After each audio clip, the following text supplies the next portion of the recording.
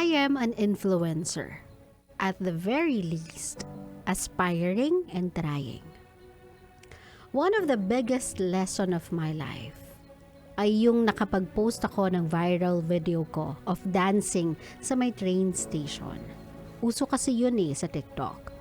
But I was stopped by an elderly mid-filming my content and said what I'm doing is wrong.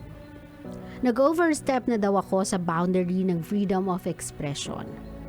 I apologized for what I did. And sa mga next videos ko, I made sure na meron akong permit before I shoot. Para hindi ako obstruction sa ibang tao. As an influencer, I have to understand that although my aim is to entertain other people at magbigay ng saya at inspirasyon sa iba, I also should be mindful of the people I'm interacting with every day. Siguraduhin na naiintindihan din nila yung ginagawa ko, hindi yung nagmumukha lang akong pa-famous. Ako si Toby, and I learned my limitations as a content creator. And I will never draw or overstep again sa boundaries ko.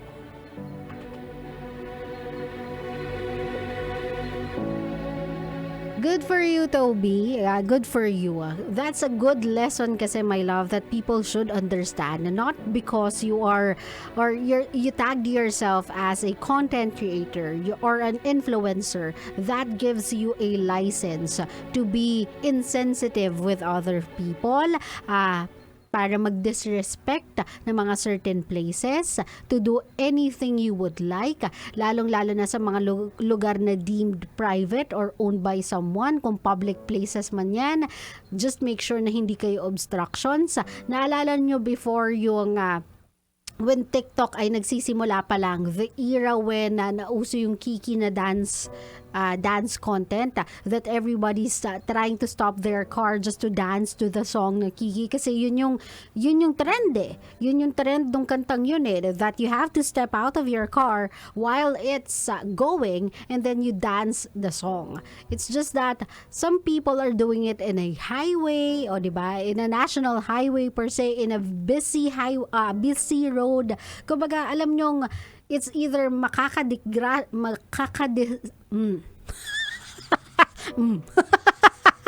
That's how I ganun ko kinakalibrate yung dila ko. It's either makakadisgrasya kayo or madidisgrasya kayo with what you are doing. Another trend happening right now, yun sa elevator. O diba, you dance sa elevator ng mga songs na gusto nyo. That's okay. As long as everybody's safe.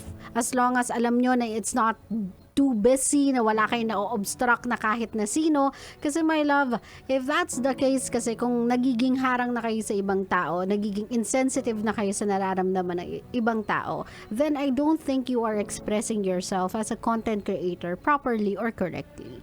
There's a certain way and certain sabihin na natin, quote-unquote, formality naman in doing it Kasi again, hindi lahat ng tao makakaintindi, hindi sa lahat ng pagkakataon at lahat ng lugar pwede. Matuto tayo na ilugar yung mga sarili natin as content creator. Kasi tandaan ninyo, as influencer, you are tagged as someone that people should look up to.